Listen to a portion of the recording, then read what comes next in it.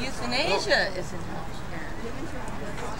Hello. And that's what they're proposing. Hey, what's up, man? Yeah, it is. People really read the bills.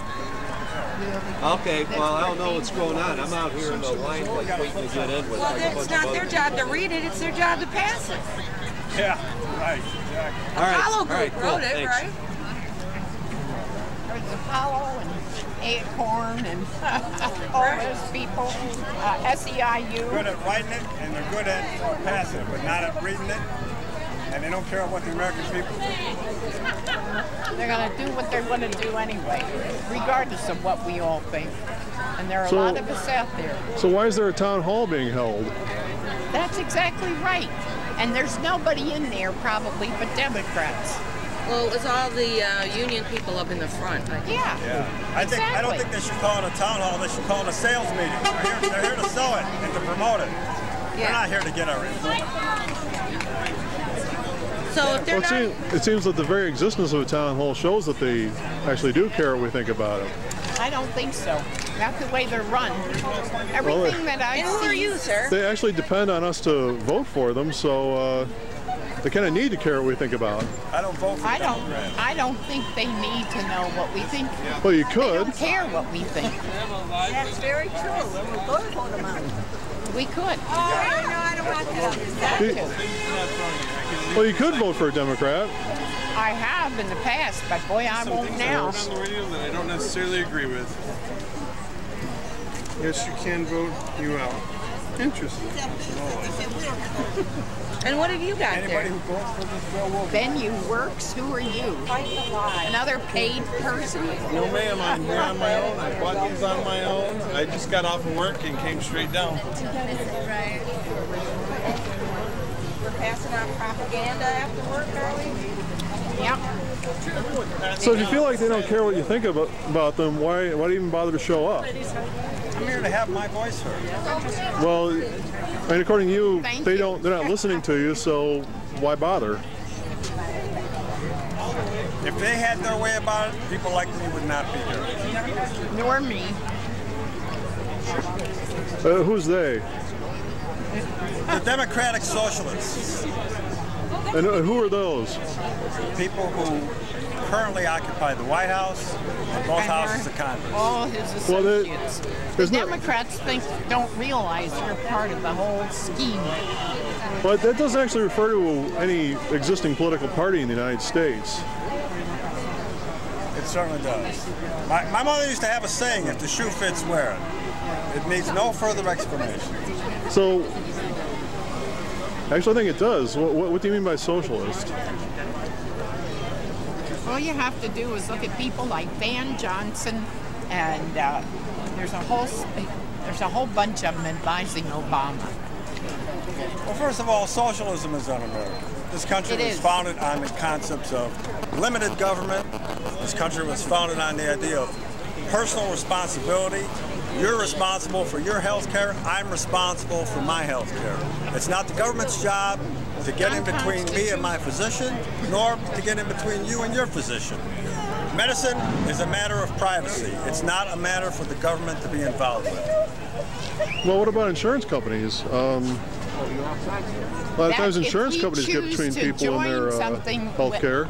That's our business. You know, an insurance company is not to insure your health. It's simply to insure you against financial loss if you get sick. That's the purpose of insurance. You are still able to choose any health care provider that you prefer, even if your health insurance company decides to decline your claim. Well, not everybody's free to do that. A lot of people can't afford it. You have freedom of choice. Well, not if you can't afford it. Out there. I think you'll find a lot of people who've been denied medical care because of their insurance companies. You want to know something? This country people in this country have done a wonderful job taking care of people who are not able to afford anything. We do not need the government telling us how to do it. Well, something like, on average, there's about 18,000 people who die every year from preventable medical conditions because they're not covered by insurance and they can't afford health care. They want to insure. I'll tell you this, there are homeless people too, but it's not the government's job to buy a house for everyone. And there are plenty of people who walk and ride a bicycle and would like to have a car, and it's not the government's job to buy them an automobile. Right. With my tax dollars. Exactly. But don't you think that in a society that's that it's moral and ethical to see to it that people have access to health care? People do not have a right to government-run health care. It's personal responsibility. Well, I'm talking about... It's your job to take care of yourself. It's my job to take care of myself. But I'm talking about ethics, not politics. Forget the ethics. I'm sorry. That's what you people dwell on to try and make us feel guilty. And it is not. Wait, what do you mean by you people? The Democrats and the people who are for this. Well, why do you assume I'm a Democrat? I just think you are. Well, based on what? I don't know. Your attitude. I haven't said anything about my political affiliation. I know you haven't. You don't need to. Actually, I do. You can't just make assumptions about people. I mean, I'm making no assumptions about your political affiliation. But getting back to your earlier point, I mean, basically you're saying we should just abandon ethical guidelines of behavior? We don't need to. We don't need to. We don't want to pay for... If you have no insurance and you need emergency care, you can go to any emergency room and you will get treated. Well, what about if you have cancer? I mean, you got to go to the emergency room every week for your chemotherapy? Honey, that's what you'll have to do if this program goes through. Exactly. If this bill passes, if this bill is going to be passed, the so-called 47 million, and it's not really 47 million, and I'll tell you why. But if you add more people into the system and you don't add in more resources, that's going to cause rationing by default. I will. That's the definition of rationing.